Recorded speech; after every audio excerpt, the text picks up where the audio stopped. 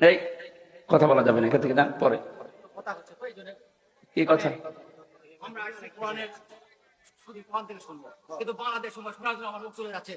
আরে ভাই, বাংলাদেশ সম্পর্কে আপনাকে জানা লাগবে না?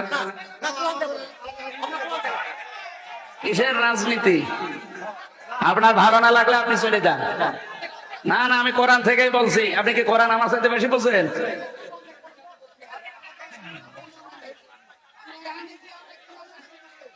আপনারা আনতে বলেছে কে? আপনাকে আমি বলেছি আমার নিয়ে আসেন।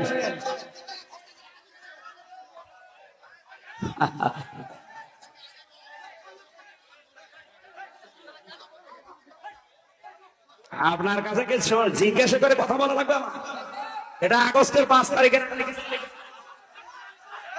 ভণ্ডামি করা জায়গা পান না। যেখানে বাধা পাবেন ওই জায়গায় একেবারে মাটির সাথে মিশিয়ে ফেলবেন। কোনো ছাড় নেই। কিসের ছাড়? দেওয়ালে ফিট থেকে গেছে আমাদের, কিছুই হয়নি। কি হবে কি? এটা আর আগস্টের 5 তারিখে নেই। ভণ্ডামি করা জায়গা পাও না। যেখানে বাধা পাবেন ওই জায়গায় একেবারে মাটির সাথে মিশিয়ে ফেলবেন। কোনো ছাড় নেই। আর কিসের ছাড়?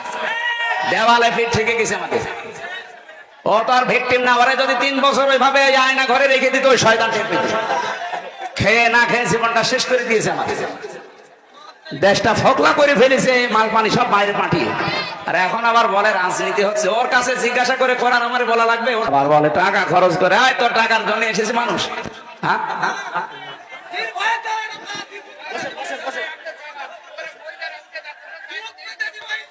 যাক, মেয়েদের কি দরকার আমার এখানে? সবাই বসেন তো ভাই, বসেন বসেন বসেন বসেন। এই প্রশাসনে, আপনি বসেন।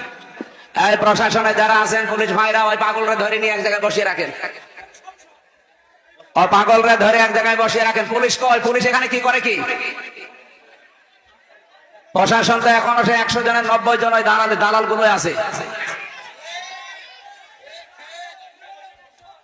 1 টাকাও যেন চেয়ারে রাখা না হয়। আজকে 42 জন ডিসি আর এসপি সব পাল্টিয়ে ফেলেছে। এই 14 সাল, 18 সালের, 24 সালের নির্বাচনে যারা হাসিনাকে সাহায্য করেছে, একটাও যেন দায়িত্বে না থাকে।